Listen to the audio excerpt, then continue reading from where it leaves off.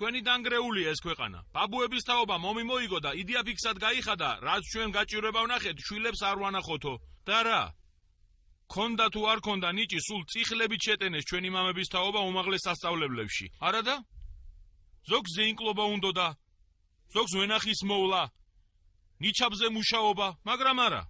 ყველა დიპლომიანი გამოვიდა და თან გაუჩნდა ამბიცია, რომ მაგათ თუ დაამთავროს უმაღლესი, მათმა შვილებმაც აუცილებლად უნდა დაამთავრონ. აქ იმისთვის კი არ მოვედი, რომ ლიცენზია მივიღო და მამაჩემი ვიტყვერი გამოვიდე. არც ერთს არ გვინდა, რომ მთელი ცხოვრება ისერზე ვეჯდეთ ქვეყანას და სიბერეში შვილებს დავებოღმოთ პატარა პენსიას, რატო გვაძლევთქო?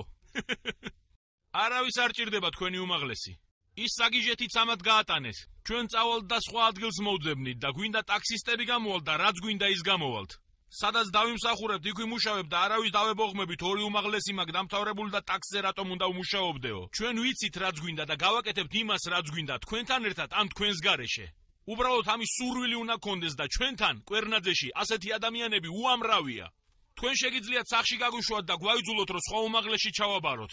მაგრამ ჩვენს იდეებს, იმას რისიც გვჯერა, ვერც ერთი სასწავლებელი და ვერც ერთი პედაგოგი ვერ გვასწავლის. იმიტომ რომ ეს იდეები ჩვენთან დაიბადა, კვერნაძეში დაიბადა. ჩვენ თავისუფალი ადამიანები ვართ და ჩვენს თავისუფლებას ვერც ერთი უნივერსიტეტი და ვერც ერთი სასამართლო ვერ წაგვართ.